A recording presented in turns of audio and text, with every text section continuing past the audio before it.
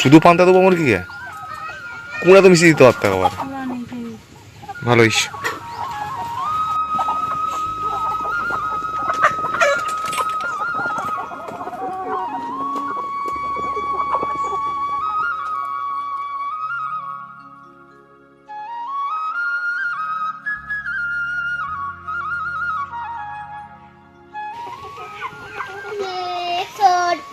কি হাতে কি কি ওরে কি এতে পয়সা কাই ছিল?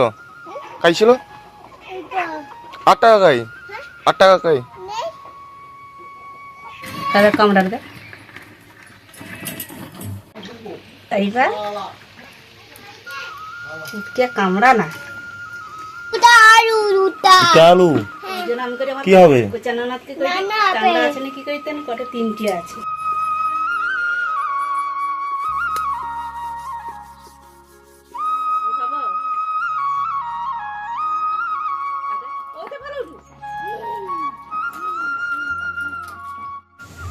মাছে প্রথমে একটু লবণ দিয়ে, কি মাছ এটা? ইলিশ মাছ, কচি ইলিশ, আর একটু হলুদ দিয়ে দিলাম,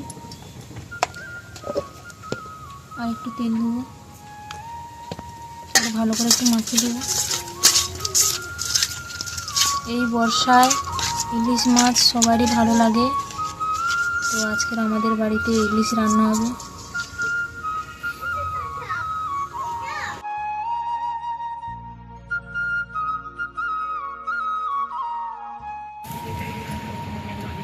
প্রথমে মাছগুলোকে ভেজে নেব।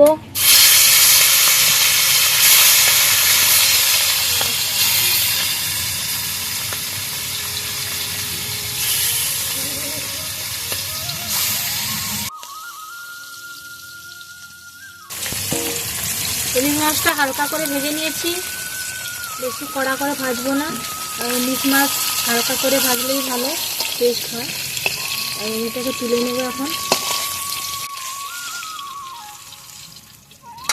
আমাদের বাড়িতে এই বর্ষাকালে এই প্রথম ইলিশ মাছ এসেছে, তো তোমাদের বাড়িতে ইলিশ মাছ রান্না হয়েছে নাকি কমেন্টে জানাবে।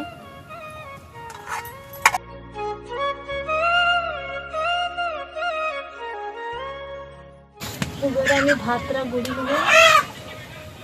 ভাত হয়েছে,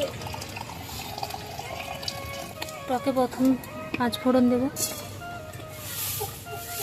তারপরে একটু তেল দেবো,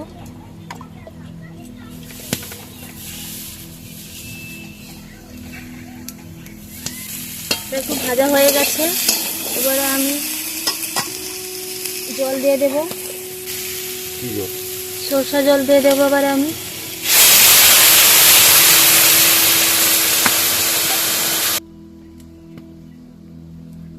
একটু হলুদ গুঁড়া দিয়ে দেবো। আর এটা হলুদ লাগছে আগে থেকে, কারণ সর্ষে বাটায় হলুদ দিয়ে বেটেছিলাম, তাই একটু হলুদ লাগছিল সর্ষেটা। আর একটু আমি এটা কাঁচা লঙ্কা দিয়ে করবো না, এটা গুঁড়া লঙ্কা দিয়ে করবো, তাই একটু গুঁড়া লঙ্কা দিয়ে দেবো।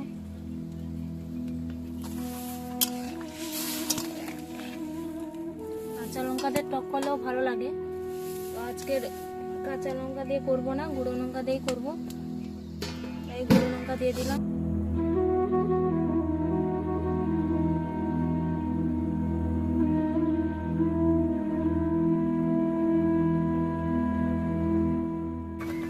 এবারে আমি ভেজে রাখা মাছগুলো দিয়ে দেবো এক এক করে।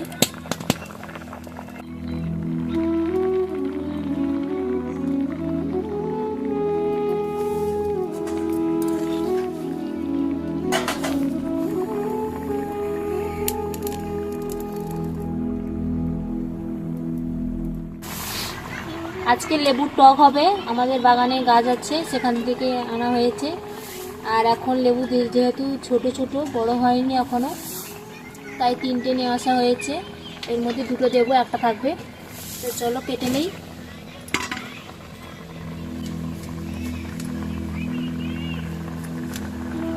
যেহেতু ছোট ছোট লেবু, তাই রসও ভালো করা হয়নি, তাই 2টো লেবু লাগছে। তো যখন বড় হয়ে যাবে তখন 2টো লাগবে না, একটা হলেই হয়ে যাবে। এই বাটি দিয়ে করে রসটা বার করবো।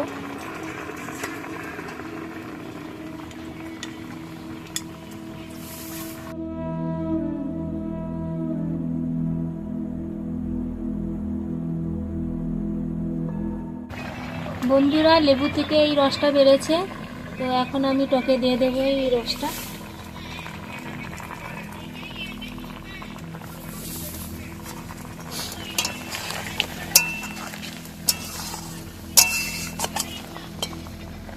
তো এই লেবুর টক হয়ে এলে তারপর লেবু রসটা দিতে হবে, নাহলে আগে থেকে দিয়ে দিলে টকটা তিতা লাগে। এই রসটা দিয়ে একটু ফুটে গেলে তারপরে নামিয়ে নিতে হবে। বন্ধুরা, টক হয়ে গেছে, এবারে আমি টকটা নামিয়ে নেব।